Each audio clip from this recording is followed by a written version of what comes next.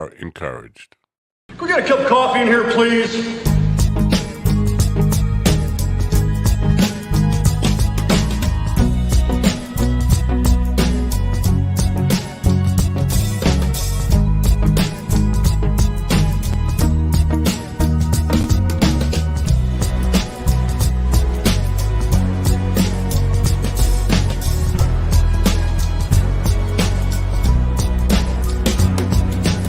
Damn good coffee and hot. Wake up, America. You've got a dog that needs walking. That's right, sunshine. Just put on a big pot of strong coffee and get ready to type your little hate mail with your opinions about kumbaya and flat earth insanity. Stand-up comedy? You want stand-up comedy? Well, we've got sit-down comedy. It's time for Coffee with the Dog. You make me laugh.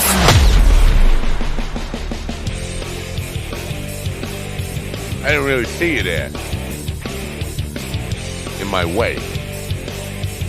Oh.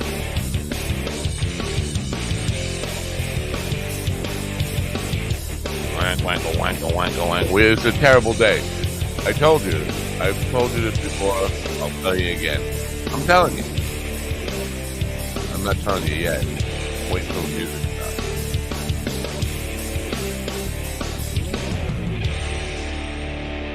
Oh, good morning, or bad morning as it may be. It is Tuesday, November 28th. Yes, November 28th, 2023. I hope it's a beautiful day where you are. It's a little bit chilly here. It's a Tuesday, and as I've said many times, Tuesday is the worst day of the week. Bad things happen on Tuesdays. It's even in that song, Sunscreen, on an idle Tuesday afternoon, they say, but it's really all day Tuesday. From the minute midnight chimes in and it's Tuesday, things go wrong and bad. And so that's my life. This morning I woke up to an alert that my main email account, if you remember about a week ago or so, I had some trouble with some scammers and hackers and all that kind of stuff.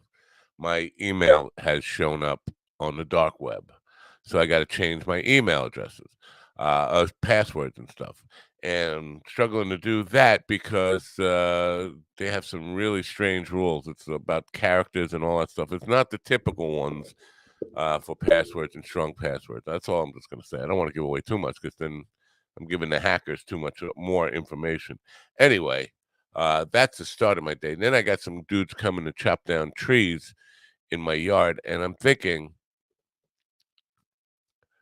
you know what happens when they go up on poles and wires and cables and internet connections and stuff like that, and me out in my underwear. Well, last time I was out in my underwear yelling at a guy for messing with my cables. It was a little warmer out. I'm not going out there. I'm not even going out there, if the world will come to an end. I'm not going out there until May. That's the next time I'm going. That's not true. I'll go out in March. Anyway, that's enough of me griping, isn't it? No, it's not. It's not. There's also, speaking of the scammer stuff, some other stuff I've been dealing with, trying to recover loss from scammers who just abuse and old people like me. Not just old people like me. Anybody. These things with the recurring payments. Watch out for them. Free trials. Cancel within 3 days and you won't be billed. Did that. But then a year later, you get billed for the recurring fee because you didn't cancel the recurring part of it. You follow what I'm saying? I didn't get billed last year because I canceled in time. But they kept my stuff on file with my PayPal account and billed me this year, big sum of money. And I go back in and try to get it resolved, and they have no support whatsoever. It's been 7 days now since last Tuesday because things happen on a Tuesday. Fuck it. I'm in an angry mood, but we'll carry on. We have a MUFON guy. Mufan. a MUFON guy, a UFO guy in the morning. Tom Kahoo, I believe that's how you pronounce the name. Kahoo, Kahoo, and yeah, make fun of your guest's last name. That's always a good way to start the morning. And then in the second hour, Paul Zolman, who is a traitor to the gender, to the bro code, to the bro society. He's a traitor. He's going to be talking about love languages and giving women ammunition to hate men and to make us feel like it's all our fault. That's the show we have for you today. Other than that, Willie's not around. Willie is wandering, as they say, the wandering Willie. So, but we do have GD here with his thoughts. What happened to my background? There you go. Good morning. Morning. Mine dog coffee. I don't What's always up? drink coffee, but when I do, it's a moving experience. That's Mine good. dog coffee. I like the moving experience. We're still in business, by the way. I don't know how much longer, but we're still in business. Willie's lost in the Dakotas. He's going roadieing. A roadie we will go. Yeah. So, are you excited about MUFONs and UFOs and that kind of stuff? Do you have Well, anything? I'll be excited once I You hear. were Yeah. abducted yesterday, or not yesterday, a couple of days ago. You should be somewhat interested. Well, yeah, but it's one of those things where do you want to relive it? Do you really want to relive it? I mean, yeah, I guess you would like validation, that it actually happened to you, but Or you don't or, necessarily want to relive it. or you want to know at least who it was so you can find out what they did with your glasses. Well, That so that's I know the glasses are right there. Ah, Yeah. all right. So yeah, he does other things other than the MUFON stuff. And Yeah, I saw it like an IT guy. Wait a minute, is that the right guy? yeah, he's an IT guy. He's a screenwriter guy, a business guy.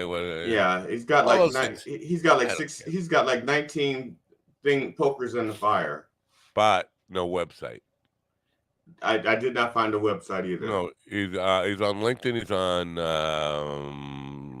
Twitter, and he's on Podmatch.com. Podmatch. He's You're going right. on. He's on the big podcast tour, touring the big podcasts. As they say, they don't really say that. They don't say anything. They just sit there and watch.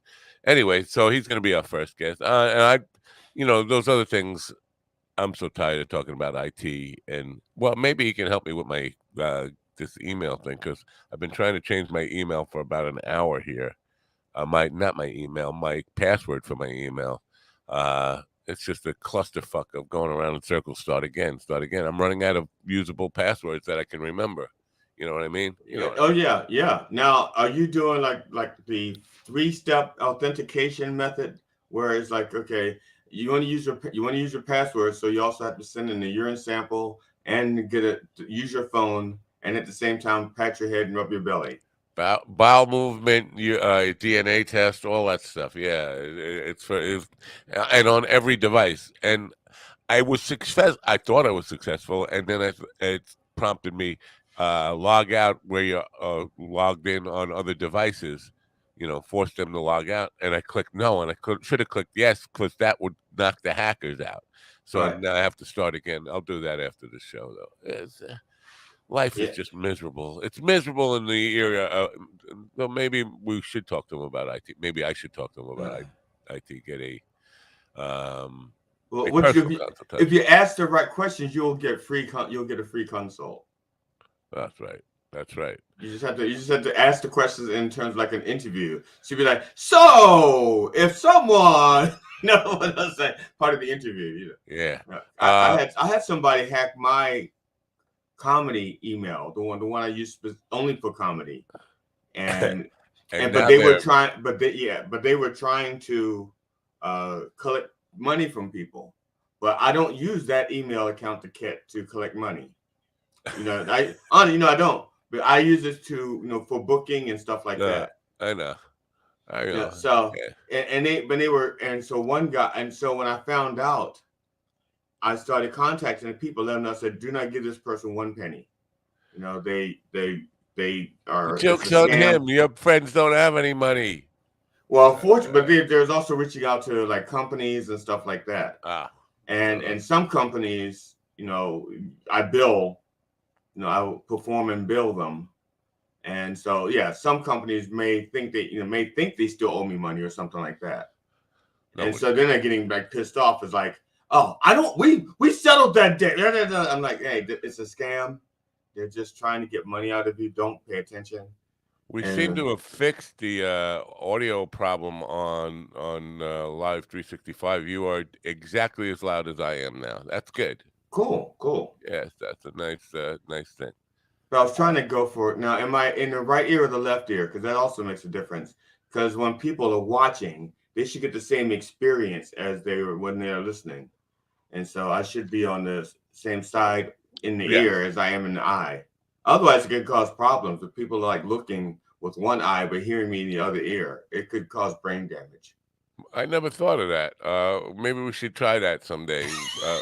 Put the feed in stereo and put it in the opposite window, opposite side from where you're on the visual side, and see if that breaks people's brains. I don't know if it would. I don't know. I think I've experienced that before. Last night I was on with Barry Katz. Oh, okay. In the Blueprint for Success thing, he had I can't remember the guy's name. The guy is a CEO of one of the big Hollywood studios now, and he's responsible for movies like Fight Club and Rumblefish, and it produced a lot of movies. Those are the two that people were really wanting to ask questions about. Good experience, and Barry had people he wanted to talk to. One of the guests he had on, or people who invited in for questions, was Kim Wadsworth, who has been on this program. She's a comedian out of Texas, a friend of Willie's, and she won the comedy competition for last month on the Blueprint for Success. So they were celebrating her success and all that stuff. But I think you and Willie should check that out. It's free, and there was some. It was kind of boring. I have to say that, kind of boring. Some of the people who were asking questions seemed like they really didn't have a question to ask, and they felt like they had to ask a question, and they were struggling to think of something that might sound like a good question to ask, and it just went on, and it was, man, this is brutal. I want to tell these people, you don't have a question. Don't You say really, anything. yeah, say, I'm sorry, I don't really have anything to add. He called on me at one point, and I didn't have anything to add, and I said, I have nothing to add here. This is my first time here. I want to thank you for doing this, but I don't have any questions. Bye. Yeah, and funny thing, I've done things like that, and of course I have questions, and when they're calling me and say, "Do you have a question?" I'll go like, "Actually, I have 4 questions," and they usually don't. Usually, if I ask a question, it's really because I can't figure it out, and I really want to know. Yeah. And 9 out of 10 times they're like, "Oh, that's interesting, huh?" And so I wound up not getting the answers that I seek.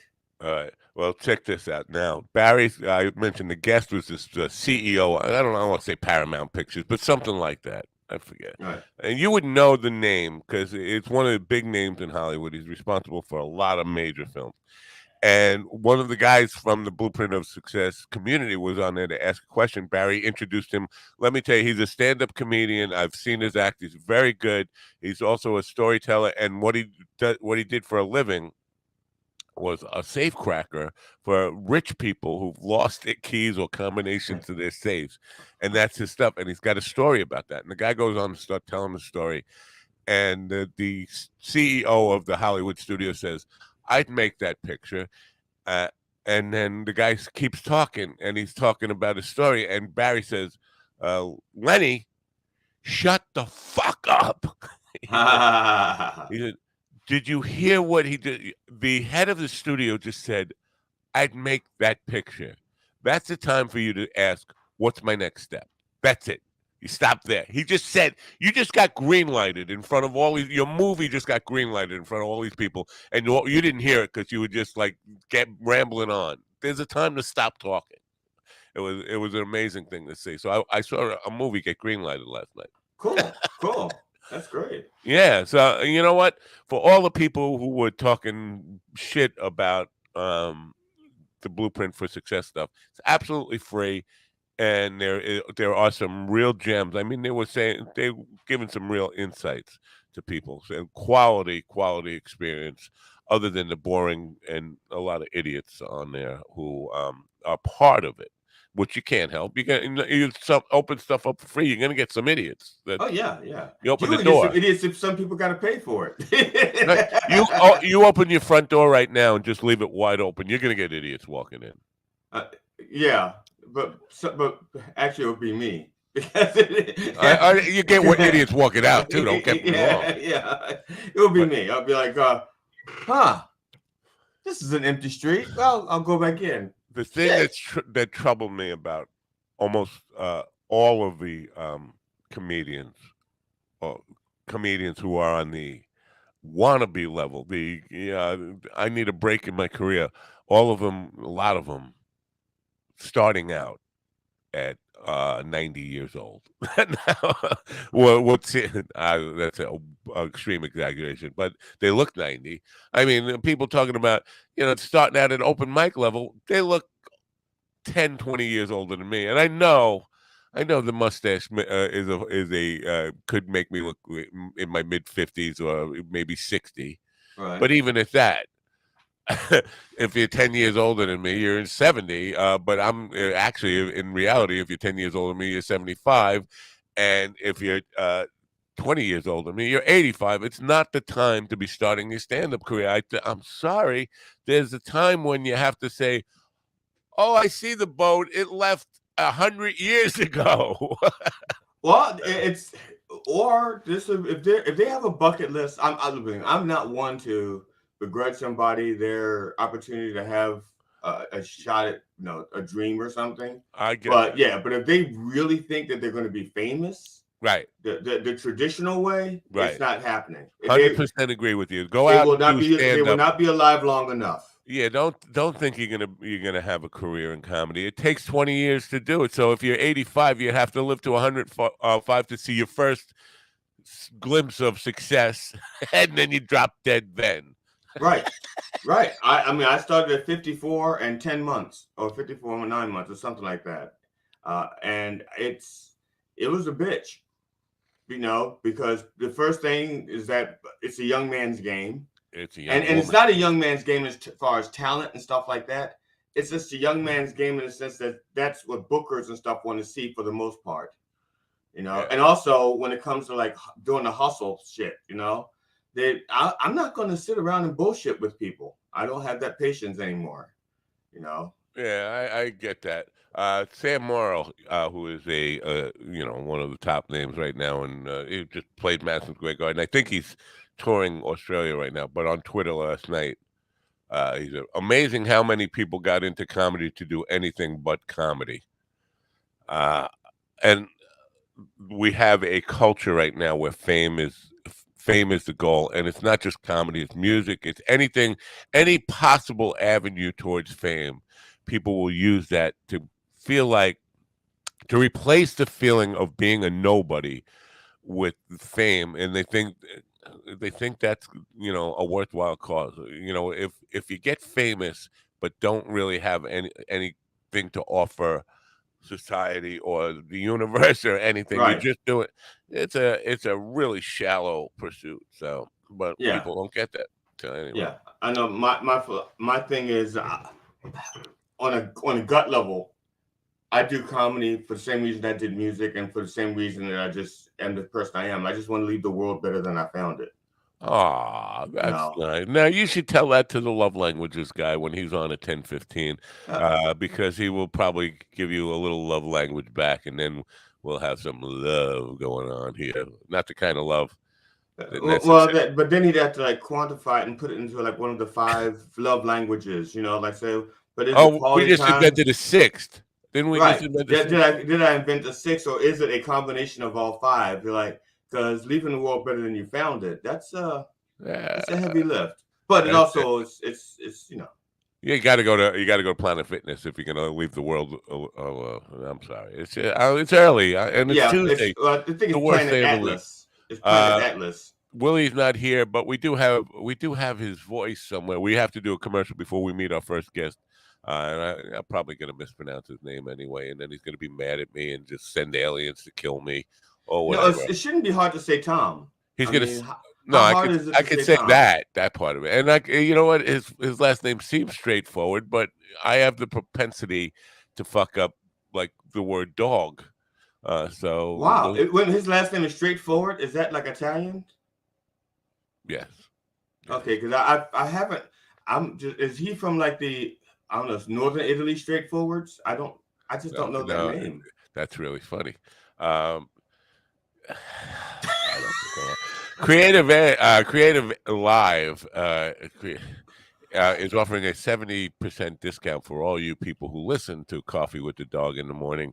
And you can learn anything, even how to be a comedian for the sake of being famous and not for being a comedian, or a photographer or a musician or anything in the creative arts. And you can do it cheaper right now because you are a Coffee with the Dog listener and you miss Willie. So check this out. It's time to unleash your creative excellence. Dreams won't work if you don't. They never happen overnight, and they rarely follow a straight line. Excellence is a result of the hustle, consistently pushing to do better. And success looks different for everyone. CreativeLive.com charts paths and tailors content for students, but they also encourage independent thinking and exploration. Go outside of your comfort zone. Who knows, you might actually like it. Right now, you can get up to 70% off through this exclusive offer for Coffee with the Dog. CreativeLive.com has site-wide sale for Coffee with the Dog listeners. Save up to 70% off. Go to minddogtv.com and click on the link on the homepage now. I would just say this, that get that black screen off my face. He says, go outside of your comfort zone. You just might like it. We discussed this already. I don't like, my comfort. They call it the comfort zone for a reason. It's comfortable.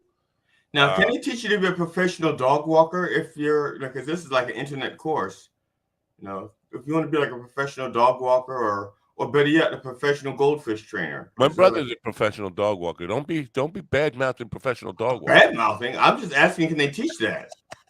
Oh, I'm ready for a fight. It's Tuesday morning. Yeah, and I'm not a fighter. I'm not a fighter. Well, I take that back. I fight dirty. Okay, you're a stabber. Anyway, I'm gonna Caillou. Tom Caillou. I don't know. He's going to be mad at me anyway. I think it's Tom Caillou. It could be Kahoo. He's had many experiences and stories from paranormal world, discussing and being part of a paranormal society and a UFO over Pennsylvania meetup group. It can bring a lot of knowledge and historical evidence and stuff like that about UFOs to the conversation. He's in now, and I'm going to mispronounce the name. Tom Kahoo, welcome. Is it Caillou, Kahoo, Kahoo? Calway. Yeah. So it's totally fun. Been through many years of schooling. You know how it goes. It's Calway. I would love to tell you where it's from, but okay. I totally screwed it up, man. I was way off. It's okay. I apologize for that, but I know it now. It's your show. If you want to do that over again, I'll be like, yeah, sure. Tom K. Yeah. Just to start off here, I did pick the Eagles to win the Super Bowl this year. So excellent. You're an Eagle fan, yes? Absolutely, yes. I am an Eagles fan through and through, which means I love the team. I hate the team. I boo. I hate the fans more than anything. And it's always raining, and we walk to the stadium uphill, and home both ways. That kind of Eagles fan. So do you get a discount on batteries to throw at Santa? Because it's getting pretty close to that time of year when you have to throw batteries at Santa. Yeah. Honestly, we're sponsored by Energizer, so we get them for free. We don't have a discount. The faux fans throw triple A's, the real fans throw D's. You know how it is. Oh yeah, the cheap ones. Yeah, the people don't want to invest in good batteries. No. You got your bigger shells, so you got your D's and your C's. You got your crazy lunatics that throw 9-volt, and then if you grab a handful, it's kind of like a grenade of the A's. But they're scattered, so you hit a few fans in the lower bowl. Oh yeah.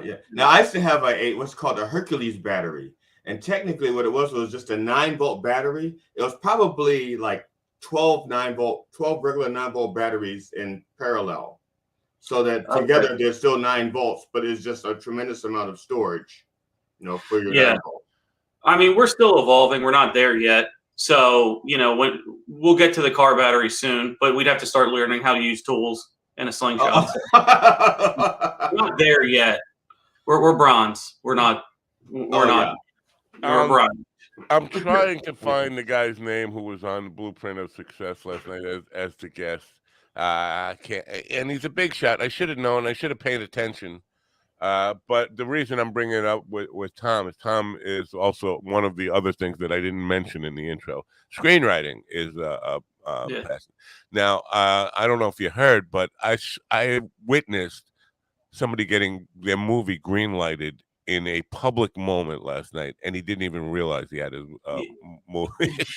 I did hear that. It was one of the first things when I got on, and then he, from what I gathered, he was almost trying to talk himself out of it too. It's like you can talk yourself way past the sale, and that's there's a whole thing in salesmanship about that. You got to know when to stop talking.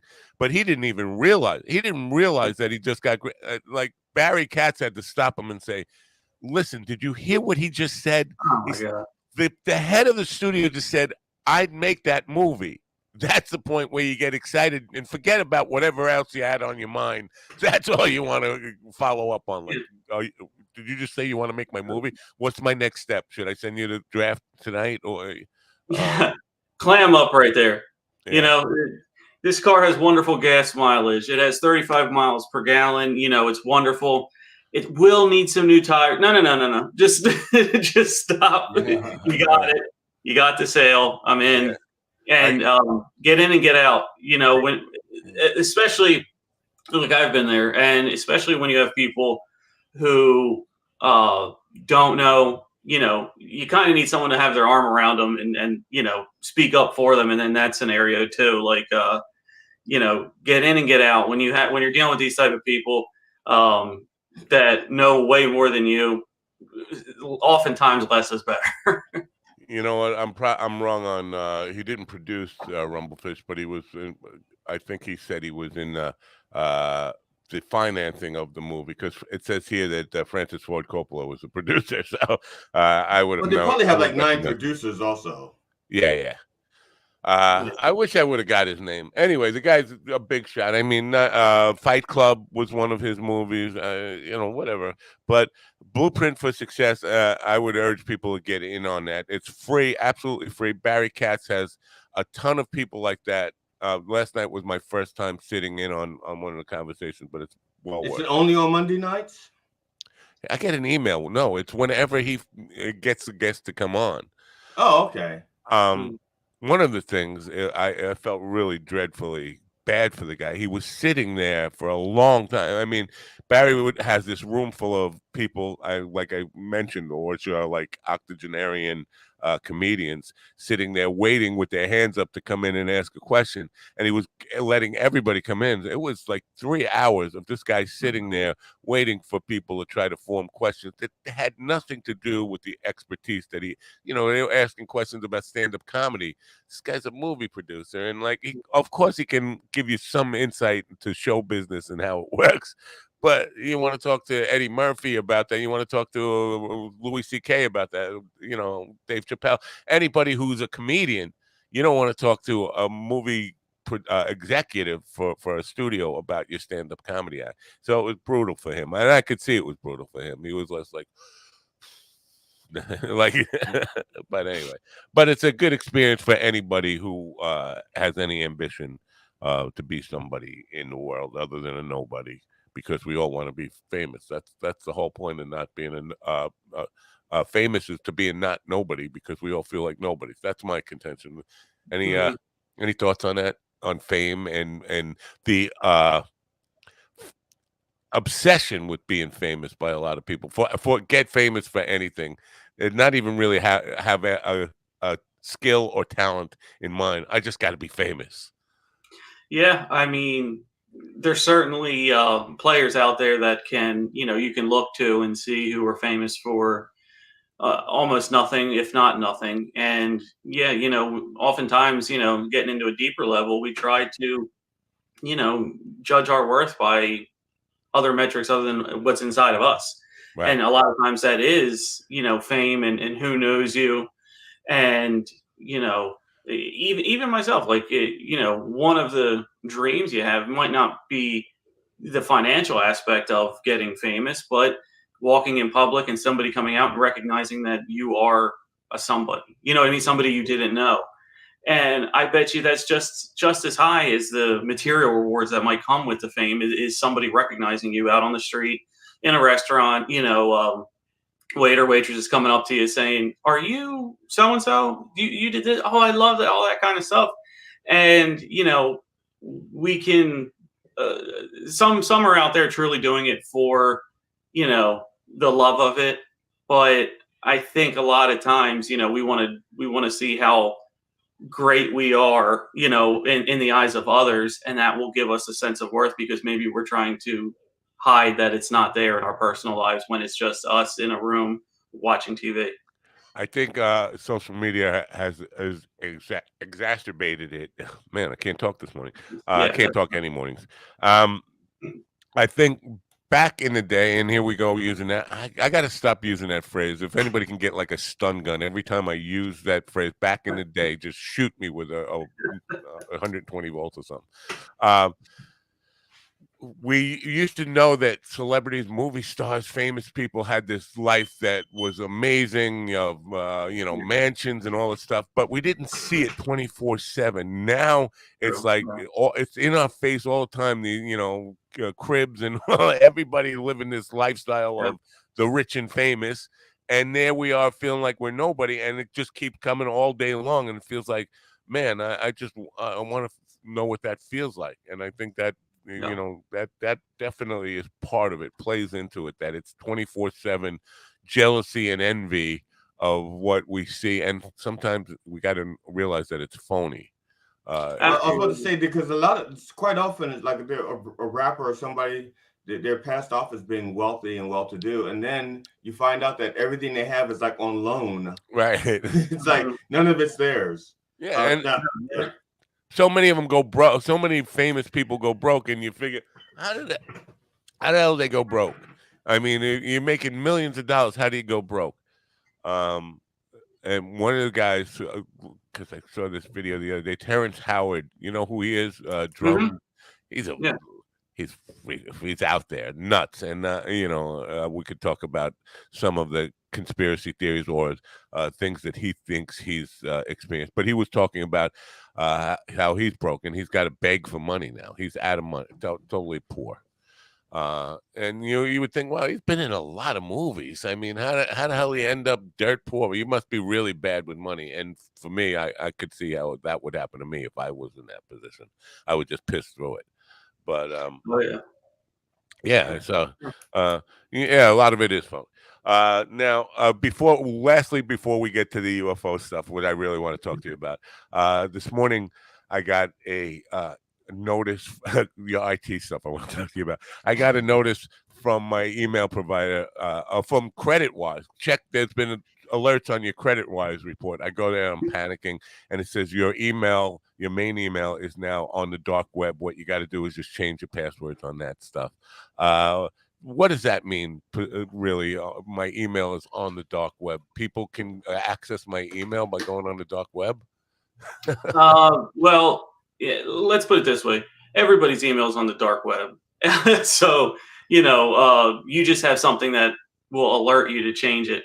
Whether or not it's accessible, gettable, that's a completely different story. But if you've signed up for anything, including that uses your email and a password, that information is being sold around. You have companies like Constant Contact that pay for companies' lists so they can send out things.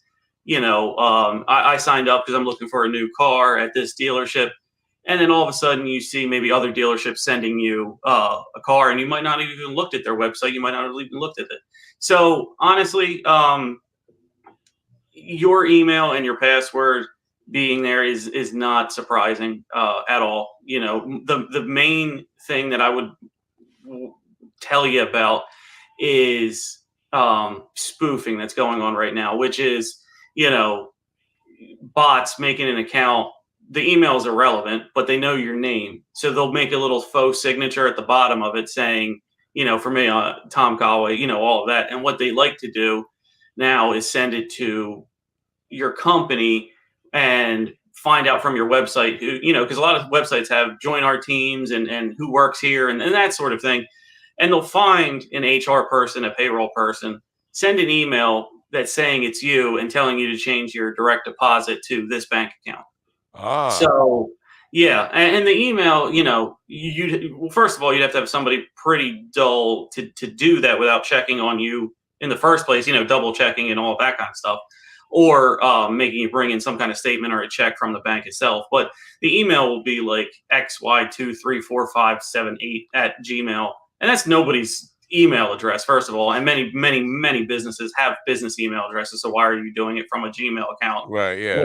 That sort of thing. So that would be the only thing I would worry or get out there in the IT side for anybody listening who might have older parents, things like that. Just be careful, because unfortunately you don't even have digital rights to your name. Anybody can put your name in the bottom of a signature or anything like that, and make it look real. You know what I mean? So yeah. The fact that it's on the dark web and things like that, every time I sign into Google, I have all of that kind of stuff.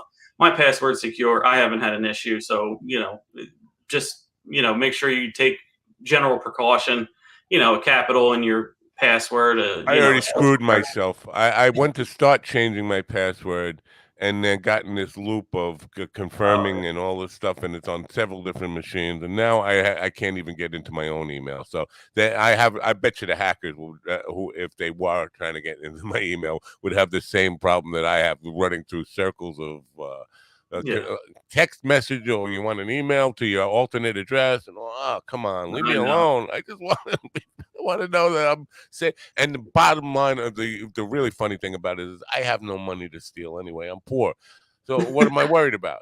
Yeah, there you go. being poor has you know what I'd be pissed about? That they would start making more money off of my name than I can. Oh yeah, I would really be pissed about. Whoa! You got what kind? You got a Bentley? Motherfucker! You got a Bentley with my credit, and I know my credit score. How did you get that? Yeah, G.D. Fenderson is is headlining at the Comedy Store in L.A. tonight, and you're sitting there in Maryland. Some Asian guy. Hello, I'm G.D. Fenderson. I had rough life as a black guy. I'm like, son of a bitch. Segueing now to the UFO stuff. Well, where did it begin for you? Or did you see a spaceship when you were a kid? What happened? Well, I mean, yeah, essentially, it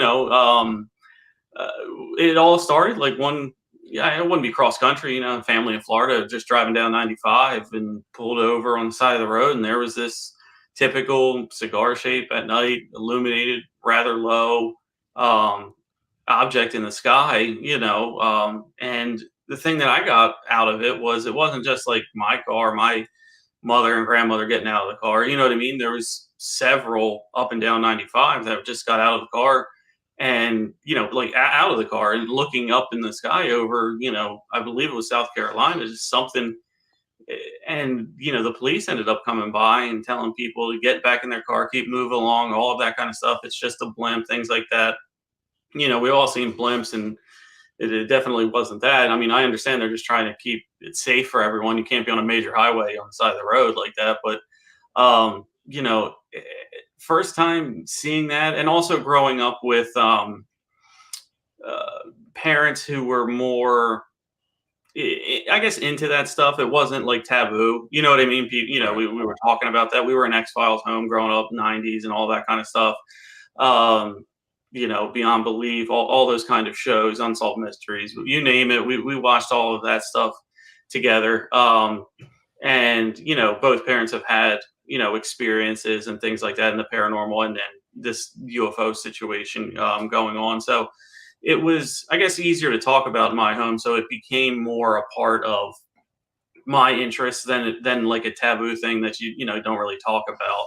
So from there, it's just as I got older, you start learning about more cases, more different things like that, and then just the information just grew from there, and the desire as well.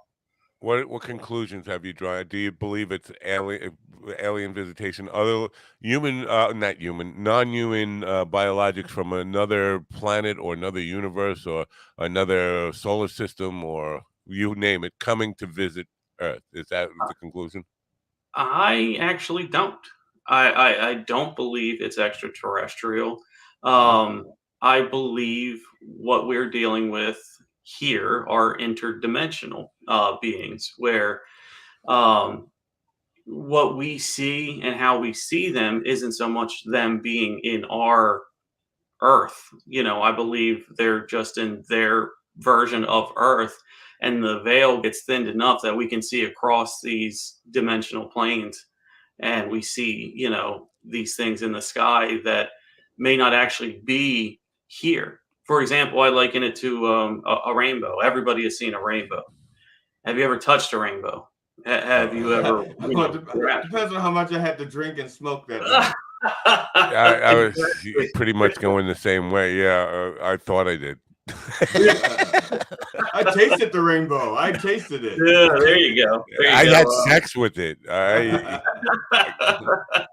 But no, I hear what you're saying. But now, and of course, you can't know this stuff. But For I'm sure. just what your belief or hypothesis about this kind of stuff, intentional or just like do they intend on being spotted by humans, or is that an accident? What do you think about that? I do believe it's an accident.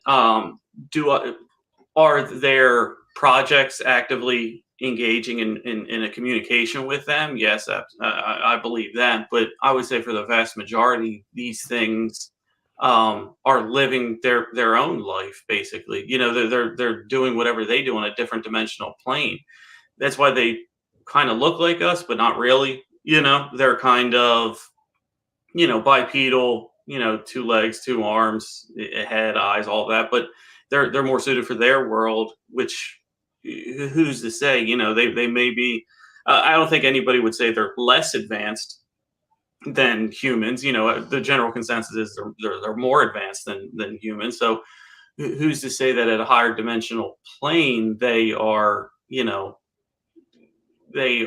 living in their world, and we, due to situations or circumstances that we don't know about, can view at some point in there. And I believe this is across the board, not just with UFO, but other phenomenon. Into the paranormal realm, spirit realm, even cryptids. When you get things of Bigfoot, you know what I mean? And we know nobody's ever captured a dead one. No one's ever, killed one. No one has ever seen one. It might not even be here. It might just be, the image of one projected from a higher dimensional plane onto ours. You're familiar with Ron Moorhead? No, actually, no, I'm Ron not. Moorhead is an author of Quantum Bigfoot. I had him on twice. Oh, wow. He's his contention is that Bigfoot is not a missing link to the past; it's a missing link to the future. We are evolving into Bigfoot. And I was like, I don't, because he talked about interdimensional things like Mhm. you're talking about.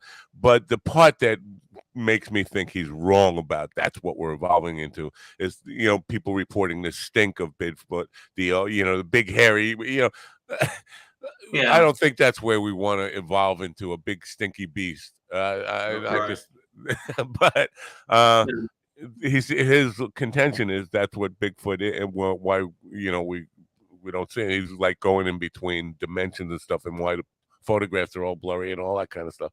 It's kind of out there for lay people to even go there because I can.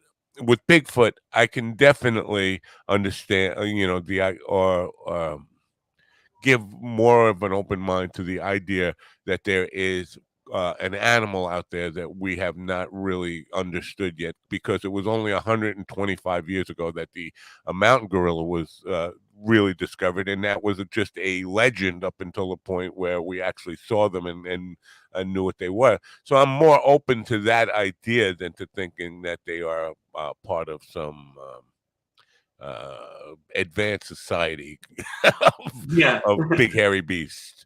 Now, the funny thing, Tom, is that I kind of like the idea of the quote UFOs or UAPs actually just being temporarily seen to us because the veil between their universe and or their dimension and our dimension is somewhat thin. I like that idea, because I like the idea of them going back and going, "You're not going to believe what I saw." I'm telling you. And then they have like their whole commissions and their committees, and they've set up their own version of Project. Was it Project Blue Note or Blue Book? Blue Book. Yeah. They got their own little version of that over there going, "No, I'm telling you, it's real." And it's like a big blue marble, and they send signals and movies. And I got a glimpse of a movie that they said, "Oh my God, I think that's funny." Well, I mean, who knows? They could very well have that, and or they could get back and be like, they're mad, they're angry. They've seen his act. And they paid for it, which is why they're angry. But now with the crashes and stuff, do you think that that's real? I mean, I've never seen physical evidence of, but there are people who have claimed it's in 1947. We've had people who claimed they've shot down or that they've crashed, and the crash seems. For both of them seem like high odds things to me, because if you're that advanced that you can go between dimensions, and you got a dopey pilot who can't keep his craft in the air, that's one with the crashes, and then being shot down by some redneck with a shotgun seems highly unlikely too. What do you make of the crash stuff? And have you ever given any been exposed to any real evidence that you could say is a physical? So, in terms of real physical evidence, no, I haven't been, other than research that I have done. But I actually do believe that we have recovered material. We have recovered material. We have material that's been auctioned off from big companies that have bought the tech. Lockheed Martin is one of them, and what I gathered is, these discs, these flying vehicles are maybe perfectly suited and for intents and purposes, let's say perfect. They can't crash in their time, in their, reality. And so like I told you what I believe about interdimensional, but let's say that they are from a different planet. That gravity's different. The atmosphere is different. You know what I mean? It could just be an unrecognized, maybe they thought wrong about how it could fly here and it can't. Okay, that's what I gathered. Their gravity is like much less than ours. Like, oh, no problem. It's like, oh shit. Oh yeah. That's if you have the ones that are coming back and going are the Mercedes Benz, maybe somebody hopped in a Ford. Like that sort of thing. I mean, it's entirely plausible. But what you mentioned, 47 and Roswell. They'll hold that shiny object here, Roswell here, but nobody hears about 1933. Nobody hears about 1933 in the Italian mountains, where, right before World War II, where Germans and Italians, recovered craft that came over here. The Pope knew about it.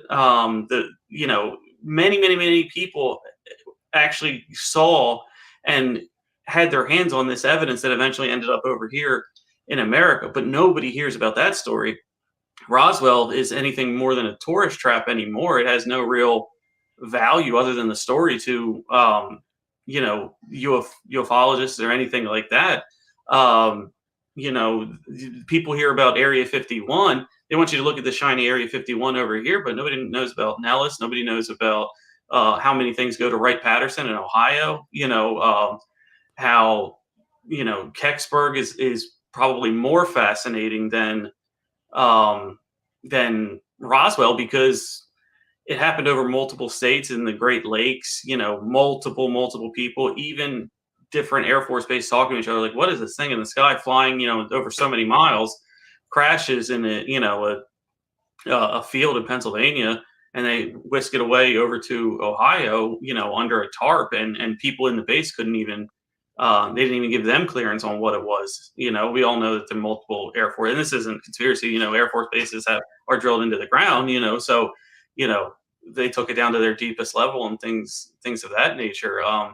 But one thing I'll say is, like, in terms of the government, I do believe that there's a lot of government officials that have absolutely no idea just because they're not told, you know? Yeah. Yeah, I believe that's absolutely true, where you can come out to your constituents and say, I haven't known anything, and that be true. But I think the business of recovered craft, the business of tech is not allowing that, and not a cover up. Yeah, but at some level there has to be some cover up, right? I mean, some people not, and I'm not a big believer in the ability to keep secrets among the human race, but so I would think it would have to be a small cover, but at some, at least on some level, a bit of a cover up, no? Yeah, I would say that there is, and Hush, there. hush. We want to keep this business to ourselves. But I think that cover up's coming from the Yeah, business sector, and yeah. not so much the government sector. Okay. One of the biggest champions of UFO and disclosure is Harry Reid, who recently passed. Right. He's went on multiple interviews where he said, "I have been denied," and he was the former majority leader. Right. Let's. I'm trying to think back to my high school days, but that's third or fourth in succession line, right? That's pretty Right. up there. Right. And he's denied access to it. Right. So you have people in that don't want certain people to know about it, which, and look, in this type of field, you have to go with, if there's smoke, there's fire, because there is that no indelible proof. There isn't that, oh, they're flying around. Oh, that's this race and that's that race from this planet. You know what I mean? There isn't that right now. So we have to go with, if there's smoke, there's fire. And there's a lot of smoke coming from that area, where if somebody that high up is saying, I haven't been granted access to it, well, who's higher? You know what I mean? Who's really running the United States? Is it the CIA not allowing him, or is it big tech to say that, oh, that's our proprietary information, we have a patent on it, you can't look at it? That's definitely true. Now, just on a slightly humorous note, and I say a slightly humorous note, as soon as Harry Reid came out and said that, a week later he was beat up and had black eyes that were unexplainable. And it wasn't talking about where the beating came from. Somebody gave him a beat down for saying that. Absolutely, yeah. They can show that they can touch you at any point. Right. And however that comes across, they'll make sure to get their point across. They bury this stuff in such bullshit language. I mean, if you watch the congressional hearings, non-human biologics, do you have a body or not? What the fuck is non-human biologics? Is it a test tube? Is it DNA? I mean, why? Give me fucking plain language. And why? I can answer that for you if you would like. Go ahead. The reason why they use that term non-human biologics is because of the language of the government, where if they put into any kind of disclosure act the word extraterrestrial, and these things are interdimensional, they can use that to hide behind. So they use this non-human biologic as a catch-all for anything, because they don't know if it is another planet, or if it is interdimensional, or if it's honestly from here and they're under the ocean. You know what I mean? I can see that, but why not say it's a foot or it's a body? Yeah. Is it a test tube? Is it DNA? What the fuck are you talking about? I mean, how much? Non-human biologics could mean just a show hair. us the picture. Let us figure out what it is. Right. Yeah. No, I mean, it might not be anything. I mean, if these things use nuclear power in ways that we can't, and it did crash, there might not be much left. It might be, a few cells, it might not be a whole leg. I mean, I personally would sign up and be like, let me go see the foot, But but non-human biologics could be, I don't know if you're old enough to remember this, and probably since you studied the field, you know about this. But in the 80s, we found a rock in Antarctica that had DNA or a fossil that the meteorite came from Mars, they said, and it had a living fossil, evidence of a living biological entity, like amoeba or whatever, one-celled organism. So that could, that's non-human biologics too, but it's not necessarily yeah. little green man. No, you're right. And the race to discover life, we think of sentient beings, we think of, life forms, but in all honesty, 90% of it would be exactly what you're talking about, to a a microbe or a cellular level of something that is living beyond our atmosphere. And I get that, we can't just look at our solar system. We can't just look at Mars and say there's nothing there. And so there is none, if we're talking about the whole world, we're looking in our backyard, Right. what I'm saying, and we have to look further than that, but is the tech there? And if the tech isn't there, it leads to the consciousness question of, are we meant to find it then? Yeah. Who knows if there are sentient beings, what they believe we are, what we can do. We might be just too primitive to make contact. Maybe we can't even understand. People who have had those close encounters, the third kind, basically, where they have seen, other, intelligences from other planets. They said they communicated telepathically. Now, we haven't even gotten to that part yet. It was just a thought that was put into their mind by whatever this creature was in our language. I think I saw a video similar to that on Sunday in church, where that's an inside joke, which I should not be telling here. I'll give you a little clue to what I'm talking about. Really, here, it's really quick. Where am I? How did I get here? Talking about Yeah. Yeah.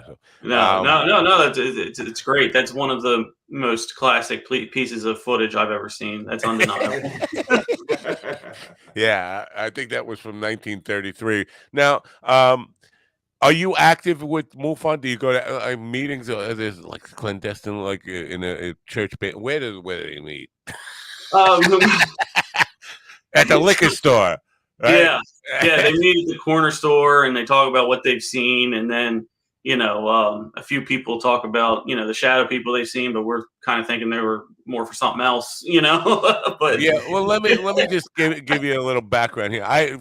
40 years ago, my start in radio, I did nothing but paranormal discussions and had guests on. And MUFON guys, local MUFON guys, come. This guy George, I don't want to say his last name, although he's probably dead now. He was very active in the MUFON chapter here. He brought me a guy who claimed to be an alien, Paul from.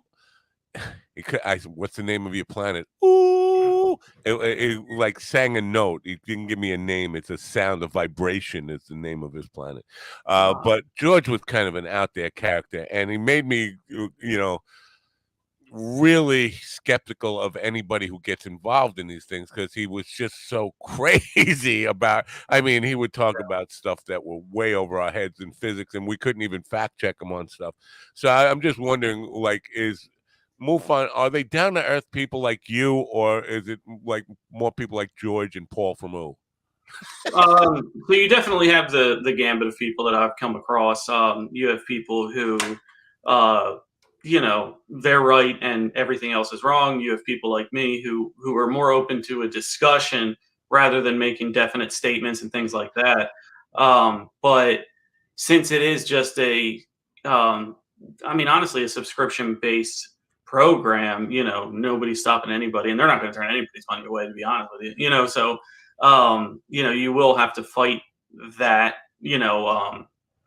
personality, when you go in there. But for people like me who in my geographic area, we're not, I would have to travel an hour or so to a big meetup group or anything like that. That's why our UFOs over P8 meetup group started, and it's virtual, because I take MUFON sightings and data, because that's honestly, the best thing that you get with your subscription is access to, basically a Google Earth, and you just go to where you want, what state you want within the last 30 days, 90 days, whatever it is, and see what got called into MUFON, honestly. And it just take a look at some of the things that happened over PA, just to keep it local. But we also talk about, obviously, national things and things like that. But the more often than not, I'll be honest with you, you get a light in the sky from someone's cell phone, and it's really, really difficult to pick up what it could be. But Right. every once in a while, you get something that's unique. It's in the daytime. It's an orb. It's, you can make out some detail and things like that. But those are the ones that get us going more so, and I don't want to discredit anyone's story. I'm certainly not here to do that. If they took the time to contact MUFON, go through the investigation process, go through, answering questions and giving a detailed report, I'm sure it was real to them, Right. Well, we had a Blue Angels pilot on last month, or about 6 weeks ago now, and I asked him if he's ever seen a UFO. Now he's trained fighter pilots. He's the guy who trained the people from Top Gun movies and does stunts and all that kind of stuff. He's never seen anything, but he did say that he trusts the people who have come out, the Air Force pilots and Navy pilots who've come out and said they have, but he personally hasn't done it, hasn't had any experiences that would indicate to him that there's something out there, which says to me that the odds of that, somebody spending that much time up in the sky, if these things are really happening at the frequency that they claim, that people have claimed that they are, the odds would be really small that this guy hasn't seen anything. What do you make of those people who, and there's lots of people like him, airline pilots who do it every day, who say, now there are airline pilots, just to be fair, there are airline pilots who said they've had plenty of experiences, but the majority of them say they never saw anything. What do you make of that? Well, I think that's their belief that they haven't seen anything like that. I don't want to paint with a broad brush to say, everybody should have seen one or shouldn't have. I would, question if they're really looking for it. Do they have the capacity to believe in it? Do they have the wherewithal to check it out, to keep their mind open? And that has nothing to do with their talent as a pilot or anything like that. But if I'm looking for a certain thing, even at home, you know what I mean? If I'm looking for a certain thing and I find it, and somebody can ask me right after, well, did you notice where your keys were? Did you notice where? And I didn't. You know what I mean? Does that mean it's not there? Or does that mean I just didn't pay attention to it? It's like people that don't see the stop sign that was just put there, and they ran it. It's like, I drive this corner all the time. There's no stop sign. It's like, no, we just put it there. It's not part of your reality yet. Episode 2 of The Church of Last Resort, the difference between an excuse and an explanation. Check that part out. In fact, for reference. By the way. There we go. Excellent.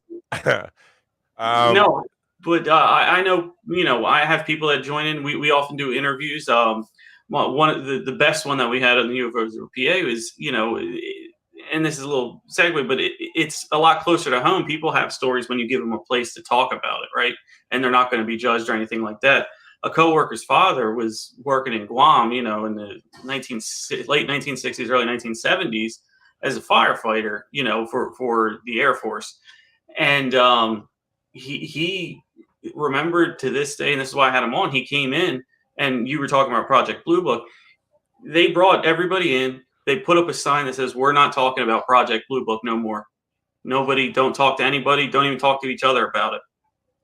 And he said that was the only time that he got shut up by superiors about things that were going on over the Caribbean. And, don't pay it no mind. This is what it is. And basically, we don't care if you believe it or not. You're going to say this is what it is. And we are having no more Project Blue Book talk. Yeah. And I'm under the impression that and I could be wrong, and if I'm wrong, just correct me, But when they started Project Blue Book, it was just so they can get the resale value of alien ships once they caught one. Yeah. So this was this was a response that had multiple multiple different objectives in there. One was obviously to find out the truth, and Dr. Hynek, who led this, he was a skeptic. He was a professor. He had worked on satellite launches, and wrote research papers on Sputnik, in the early '60s, right? He was like, all right, I'll go through this. And by the time he was done, he was a believer. He believed in all of this stuff, and it was honestly set up to fail because they wanted somebody to come in who he was a skeptic, come in, write a report, and be like, no, what you saw was swamp gas. It was Mars. It was Venus. It was this. It was that. All of that. And you did have those stories, but the overwhelming majority were actual things that he's like, if you want to call it an unidentified flying object, unidentified aerial phenomenon, whatever you want to call it, that's what it is, because it isn't any of these things. And it is a craft. And if it's not yours, then whose is it? Right. Yeah. Yeah. I have a full disclosure here. I have had many, many experiences in my life where I've seen things that I could not explain. Recently, here in the last year and a half, I think I've had 4 of them. I mean, at some point it gets you lose track of them, but Yeah. all different kinds of experiences over the water here. I'm right on the North Shore of Long Island, on a cliff over the Long Island Sound, but across the Sound is a submarine base, a nuclear submarine base, and to my southeast of here, just a little bit southeast of here, is a Air Force base, and a lot of stuff happens around here, and I called it into and never get any kind of response or even get through to anybody to kind of talk about was this you guys or any of that kind of stuff.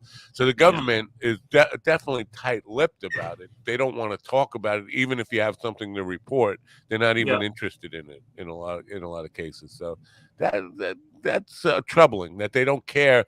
Listen, if I just saw a missile go over my head, if your job is to secure the United States, wouldn't you care that I just saw a missile shoot over my ass?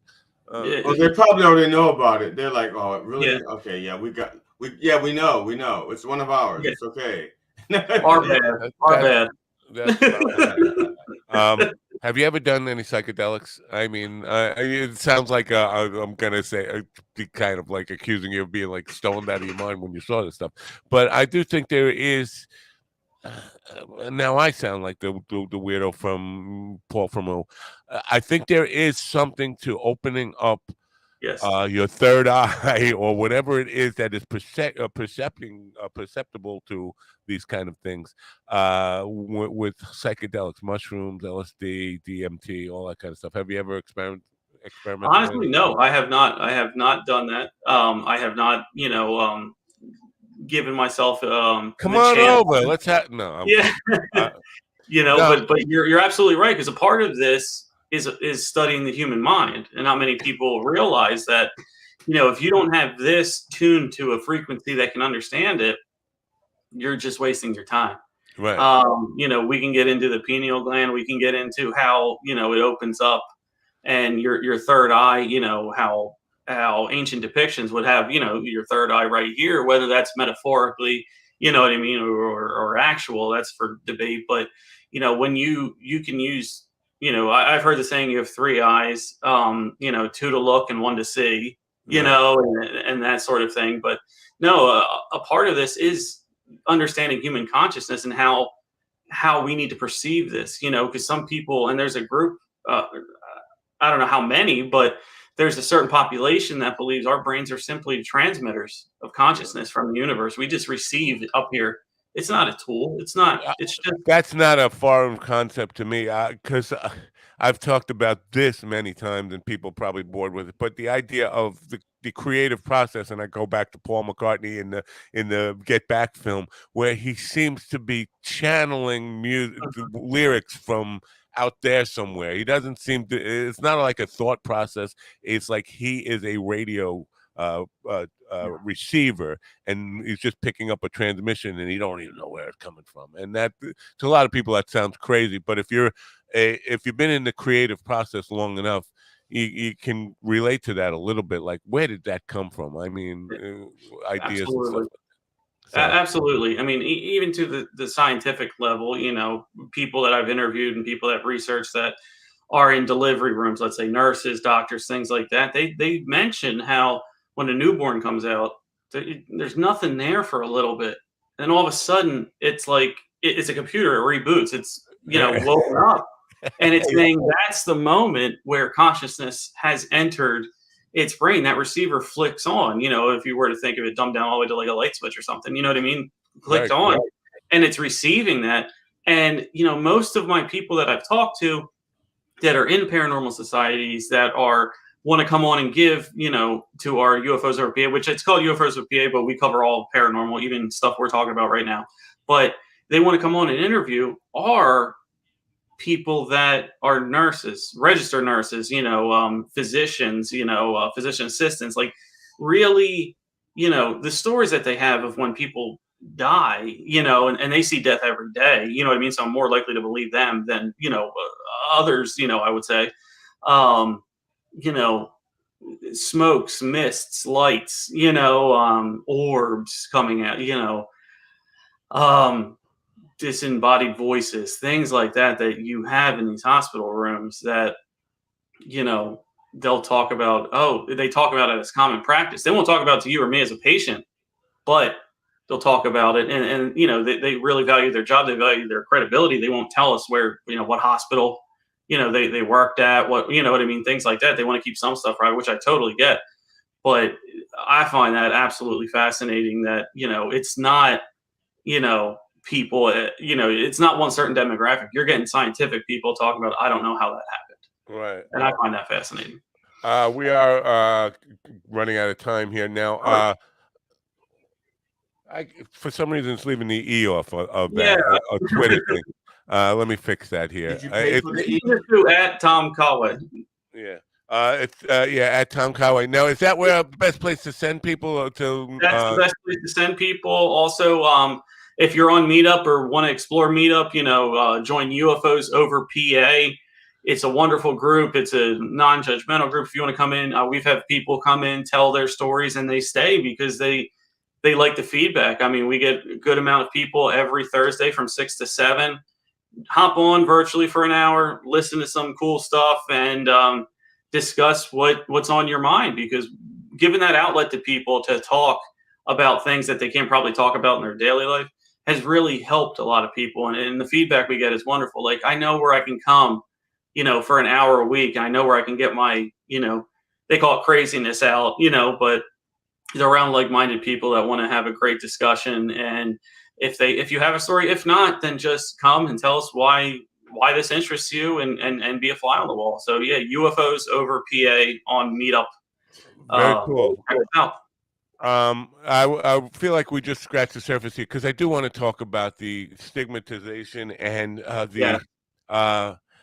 for the purposes of keeping research and stuff up and up on there.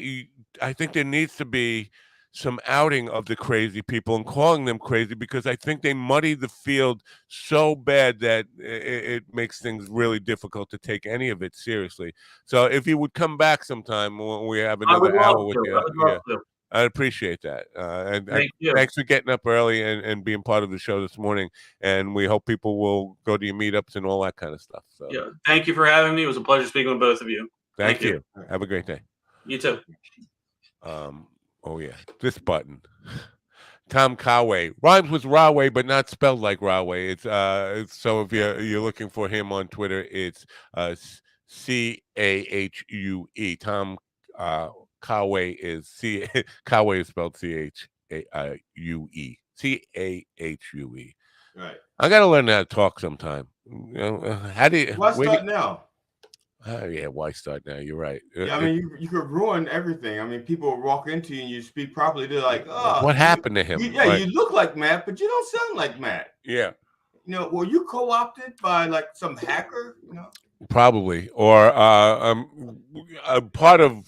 I think I told you this before, but on my radio show, I had Ed Balick, who claimed to be on the Eldridge, which was the Philadelphia experiment boat, and he Right. brought with him this guy Duncan Cameron, which sounds like a made-up name, but they claim to be the same soul. The soul got split in half during the Philadelphia experiment, and Ed got one half, and Duncan got the other. But they were the same soul split into two people. Right. So it's like Dark Crystal, with the Skeksis and the Yeah, and to be fair, they were both crazier than shit. Duncan told me he, with a straight face, that he had gone to Mars and met Jesus and Elvis on Mars. and Looked me straight in the eye and said that. And it's so fucking stupid because everybody knows they're on Europa. That's true. Yeah. Europa was my band at the time, by the way. So it all ties in. Yeah. Now, how did I know to pick that moon out of all? That's the moon of Jupiter, I believe, right? Jupiter. Yeah. But how would I? Like, because Jupiter has like 2.5 moons, I think. Right? No, I don't know. It has a lot of moons. Yeah, it has, I think, 9 moons.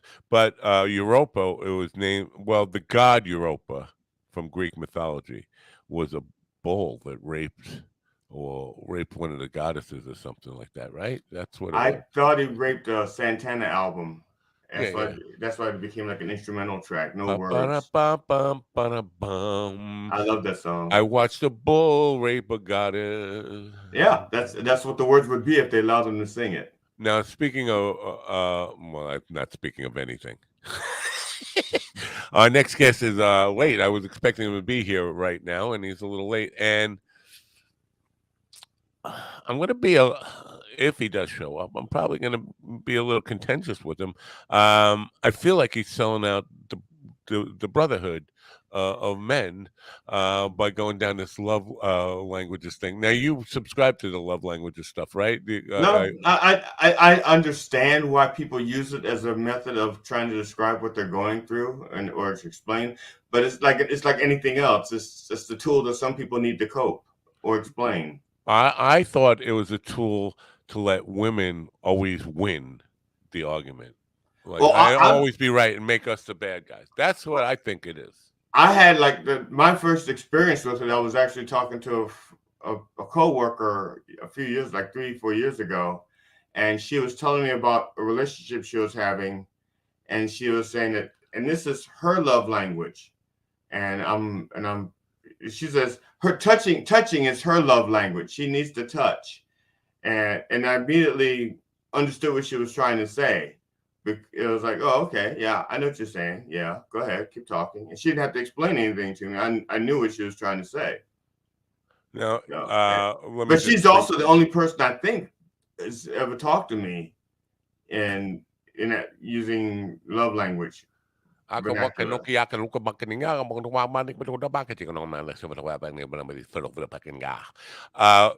That's my love language. Ian says when he asked if I touched the rainbow, I knew he was out to lunch. But he was asking that in a way to suggest we know rainbows are there. We see them, but you can't touch them. I don't think that an indication that he's out to lunch. Yeah, it's just an analogy. Yeah. So if the guy doesn't show up, I wouldn't be brokenhearted. But I did want to, first of all, find out more about it, open to the fact that I could be wrong, but I believe this whole love language thing was invented to give women the upper hand in any relationship, because women they're looking for some reason to demonize men, or like we're all bad. We're all bad from the But who started? Because if you were born with a dick, you suck. Who's the first person to coin the phrase or to start using? Was it a guy or a woman? It's a guy, but this is the way they work. It's guys who want to get all the pussy for themselves.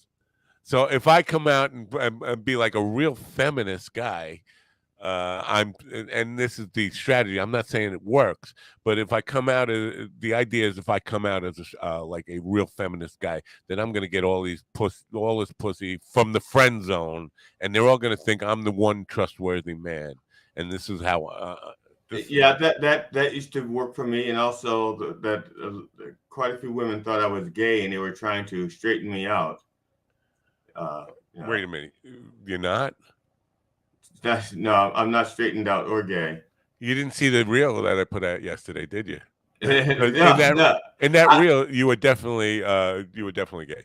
Oh, okay. See, it came across my thing, and I'm pretty sure I liked it, but I was so busy yesterday, I didn't have an opportunity to watch it. It starts out. I'll break it down for you. It starts out with Willie saying, "I was thinking I was gonna get some big black cock. I thought this was Dick Town," and then you say, "I like Dick." And I say, I knew you liked Dick. And then our guest. So you took two different shows and spliced them together. Right. No, I just smashed it all together. Our guest says, there is a problem with gayness, and that's why I'm running for president. And then Willie comes back and says, being gay is wonderful. You don't usually get your hands dirty in that kind of stuff. You must have had fun with that. Usually you let your AI but I so much that when I burnt the clip, when I put it out, exported it, I forgot to turn the captions on because I spent all the time on the captions, and then it put it out without the captions visible. It's like but I published it anyway. Yeah, you're right. I generally don't waste any time on that. I let AI do it, but this was one where I figured it's all in different episodes. How do I wanted to do. Because I had Willie do a bunch of voiceovers yesterday. Let me tell you what they were. They're all a variation on a theme. So it's oh boy, it's all the way over there. It's if your radio sounds homophobic in the morning, you're listening to Coffee with the Dog. Oh, if your radio sounds racist in the morning, you're listening to Coffee with the Dog. That kind of stuff. There's like 10 of them. So. But it's hard to do. You got to actually go pick and choose and find within 2.5 hours where I might have said something that sounded racist. I know I said something about Native American white men bring wind to South. Right, that was toward the very end of because But finding that clip in a 2.5 hour, to narrow it down to that 3 or 4 seconds that it took me to say that. It could take an hour. Yeah, because you should have called. You should have asked me because I remembered that because I was thinking that would have been clip worthy, and that was toward the end. Yeah. Because I remember you asked me if I could say something racist, and it's hard for me to think of racist things. I just think of things. I don't think of them as being racist or not. Well, you and I were not racist. We forgot to include when we were talking about this trope of. I was talking about this trope that James Wood brings up that they're breeding, they're outbreeding us, and they're going to take over the world. We brought up black people, we brought up Italians and Irish, and you brought up Latinos. We negated the Asians because that would for especially for Chinese, that has been part of the trope forever. Is look how bad they're going to take over the world. There's 3 billion Chinese or whatever. Oh yeah, that's true. Well, yeah. So we forgot to include Asians in that, and so that's kind of racist. I apologize. Next time I will. Well, you're a terrible racist. You're a terrible, terrible, terrible racist. Oh, that's true. I'm terrible at that kind of. I'm trying to find out who originated this whole love languages scam. Somebody whose last name starts with a C. Gary Chapman. Yeah, that's what I was thinking. Chapman. The idea of love languages was popularized by Gary Chapman, PhD. Okay, it said popularized, which means it could have existed before and nobody talked about it until he did it. That's true. I think that Gary Chapman was married to Amy Grant. Amy Grant, the religious singer. She was a Christian singer, and then she went pop, like mainstream pop for a while. Gold digger. Yeah. Now the Christian movement hated her. The evangelist movement hated her when she started doing like secular music and all that kind of stuff. Until she started donating back to the church, and then they loved her again.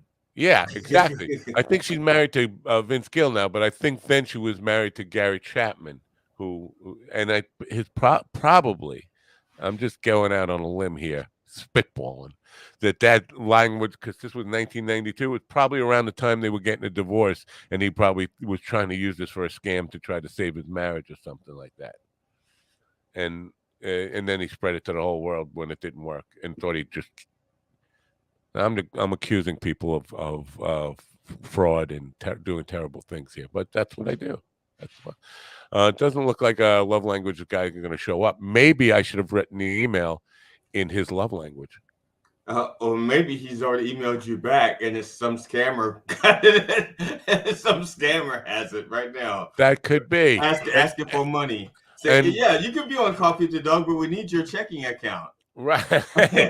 And to be fair, now I can't even contact him to say, are you late? Is there a problem? You know, this is supposed to be now. I can't even reach out to him because I have not resolved I can't log into my own email because I fuck things up on myself. So.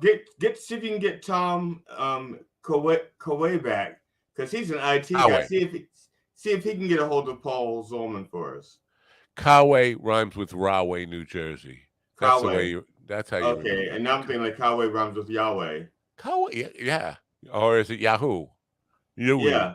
Yeehaw. We throw whatever vowels you want. Yeah. Now Willie's on the road today, Rodian. He's supposed to be back tomorrow. I don't have a guest scheduled for tomorrow at all. So it could be a short one. I don't have a lot of energy to put out to find a replacement guest when we have things like this. So I don't have a guest scheduled for tomorrow or for Friday. Let me see what I got for Thursday. Thursday, I think something. Oh, the Life After Death guy on Thursday, right? Okay. Yeah. Now tomorrow night I have Miss Fred Eye. You know Miss Fred Eye. I've seen the name somewhere. Probably on your yeah. Byron Ellman will be here on Thursday to talk about life after death. What happened? Now my mother had died twice on the operating table, and I died twice. You died twice? Yeah, according to.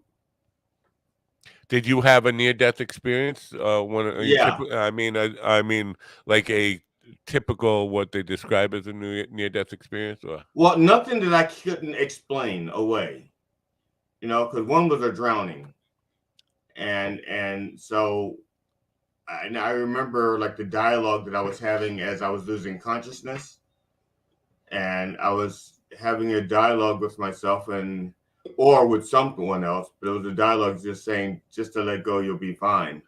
And the last thing I remember, the last conscious thought I remember was, you've been here before. Remember, you were a baby. You were surrounded by water.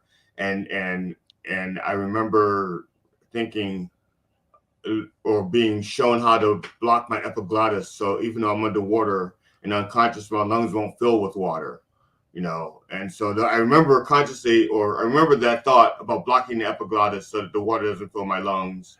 No, Ian saying walk towards the light, GD. No, it'd be swim towards the light, GD. Yeah, because it was a drowning. At least that one was a drowning. Yeah, right. Yeah, that part of it really. I don't know if it's our own brain communicating. Right. Stuff and all that. And that's what I'm thinking to myself, except for I don't know why I was talking to myself in the third and fourth person. It's like, you understand what I'm saying? So it's almost like, so part of me is like, I don't think of anything like, I don't attribute that to anything like way out there. I actually attribute that to me like trying to calm myself and just gather data, just like go into like a survival mode. It's like you have all the tools to survive this, now a lot of people when they go through, they come back, and I've had several on the program who've had near-death experience and written books about it, but they become very religious, not necessarily conforming to organized religion, but they become very big believers in the afterlife that we are taught by religious people. You didn't have that kind of conversion to. Well, it wasn't. I didn't have to convert because I was raised by a woman who said she was a witch. I was raised around psychic phenomenon. I mean, my mother and my aunt's library was full of books on ESP My mother had a book. My mother had a book that was supposed to be a book on black magic that was called The 5 Books of Moses or something like that. That used to belong to her father, and it was one of those books that we just, I even put the book in a bag, and I took it to a psychic just to find out what they would say about it. Without telling them what was in the book, what was in the bag. And it was, and I had several different items that I put in bags, and I took to psychics to see what they would say about them. And and that book got like rave reviews. It was like, yeah. And a so book about psychics. it was 3 books. I took it to three different psychics, because back then, like I said, I believed that things were possible, but I didn't believe that everybody who said they were real. You know what I'm saying? It's like, because I don't know. I mean, if we only use like 3 to 4% of our brains, or even 10%, what would happen if we got to use more of it? And that was my premise. And so I don't know, how much someone's using and stuff like that. So I used to see if these things that occurred were repeatable, Right. like the scientific method. So I would take objects in brown bags to different psychics. It was costing me money because each psychic was like $50 or something. But I wanted to know and get some kind of clarification on for my own self. What the hell am I looking at? Yeah, I'm a little pissed because That if I didn't give would you have, money to you? well, if I would have known that Paul Zolman, the love languages guy, was not going to show up, I would have kept Tom Conway a little longer. Yeah. Because I did have more I wanted to ask him about, but it's fine. He'll come back. But this whole, and I'm sure it's going to be time zone related or any of this kind of stuff. But now I feel like I'm obligated to kind of let people know that I think this is kind of a scam, because Paul Zolman, and I'll see if I can bring this up. Yeah, I can open that. Let me show you. I'm going to present this if I can. Share screen, blah, blah, blah. Share entire screen, stream Untitled 8. Find your love languages. Yeah, this is what I want to show you. Okay, allow, damn it. Okay. So, find your love languages with, it's a game. He's selling this fucking game. Okay, yeah, I saw that. It's a game and everybody wins or something like that. Yeah, you roll a dice to see. I don't know. It's just, understanding harmony with role of love game. Have you ever wondered why certain gestures make you feel more loved than others? Yeah, if she's fucking my dick, I feel like she probably loves me. Or why some gestures uplift you doesn't seem to resonate. Blah blah blah. So, but he's at the end of the day, it's about selling this fucking cube game thing, right? Okay, yeah, okay. It's not really about improving your relationship. Well, maybe it is. Maybe I don't know. Well, I feel like when you're selling a game, it kind of really brings the whole thing down to infomercial. Well, I'd written a song, and the song didn't do very well, so I turned it into a game where people are playing my song, but with dice and cubes. And what stuff. love language is your song in? It's in the key of the key of touch, I think. Ah. But I'm not sure that I actually have a love language. Because I use all 5 of all those 5 things. Yeah. Not your own 6th language, because I don't know if you were a big fan of Andy Kaufman, but he was great at just like talking in languages that he was just making up. Oh yeah, he was good. Sid Caesar was the best at talking in foreign languages that weren't really foreign languages, but he would kind of like mock German, mock French, but didn't speak a word of it, but would have you convinced that he was speaking fluently in it. Yeah, when I was a kid, I used to do that because of him. Because he did it, I used to do the same thing. I became very good at mocking people who mocked mockers or something like that. All right. I feel obligated to stay on the air for PBM TV for the full 2 hours now, which is a shame that I have to feel obligated to do this. I would just get off the air, but I'm not going to do that because we're on for 2 hours over there. We have Govs coming up in 11 minutes. FYI, I interviewed Willie on Done Way Past Funny. Yeah. And what happened was, I like to do the segments into cut them into the 30-minute segments. I know. And so when I thought I was finished, I was listening to it looking for mistakes, and I screwed up. I used the same segment twice, and so I wound up with more, with it being bigger than it should have been. So once I removed it, I came up with one segment that was only I'm sure it's only been this long, and I wanted to be like all the other ones. So I inserted one of Willie's songs from Star Maker. Yeah, Star Maker. And I still had time left over. So I reached out to Willie and I said, Willie, I want to include one of your original songs at the end, just so I can kind of fill it out.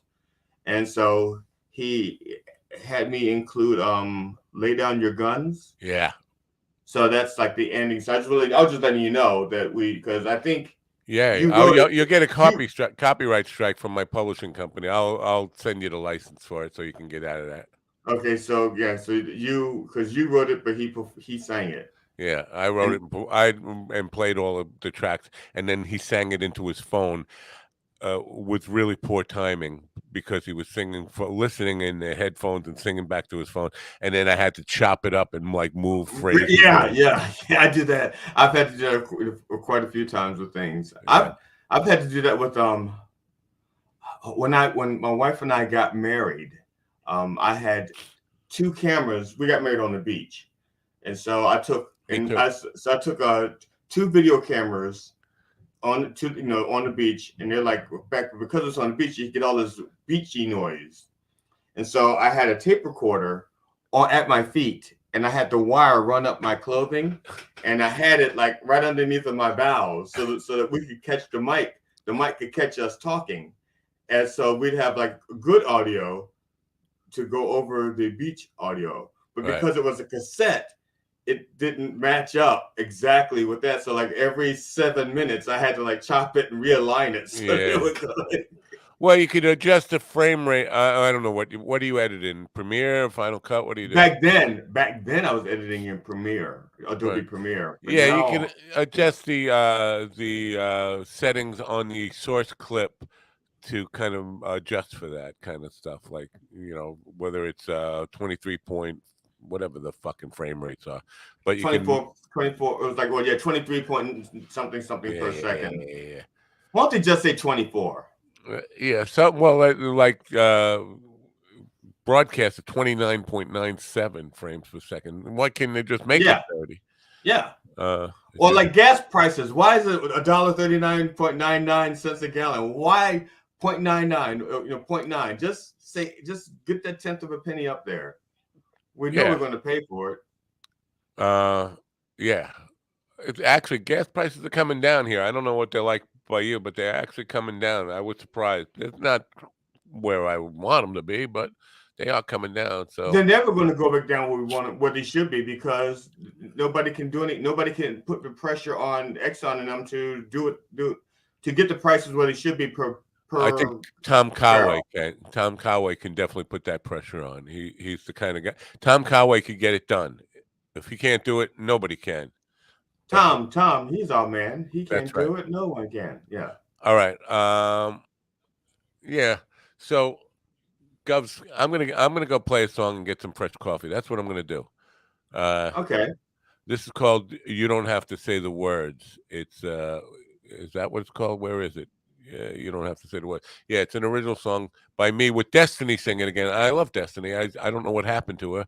Not Destiny, the dopey streaming guy, by the way. That guy pisses me off. Okay. But this is You Don't Have to Say the Words.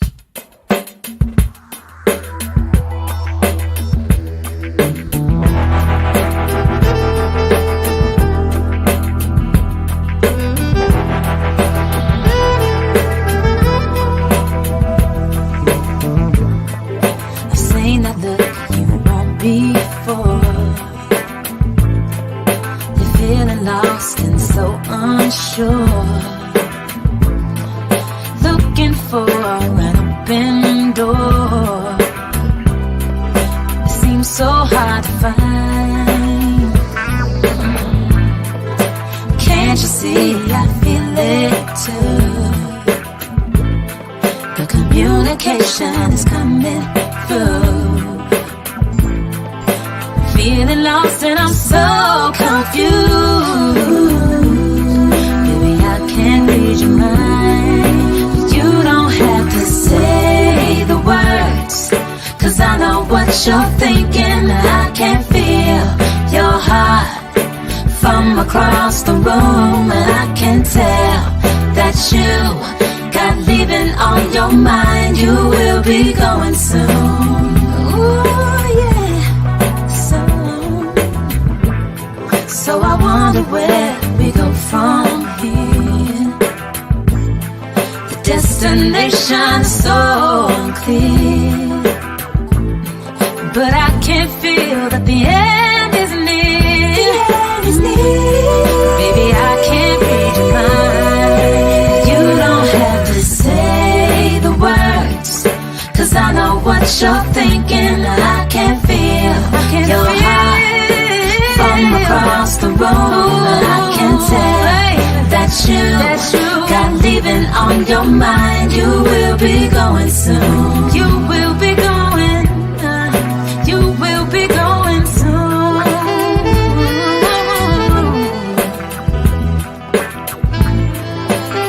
Up main camera.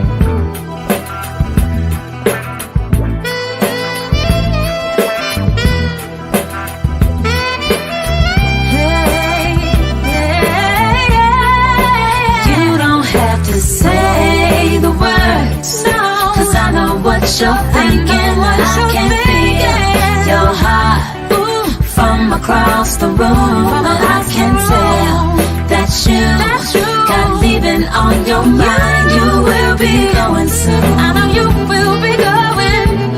I know you will be going soon.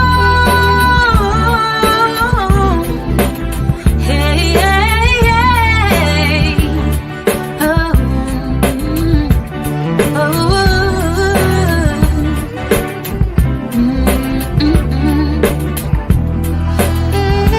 going soon. Going soon. Yeah, yeah, we going soon. New York City.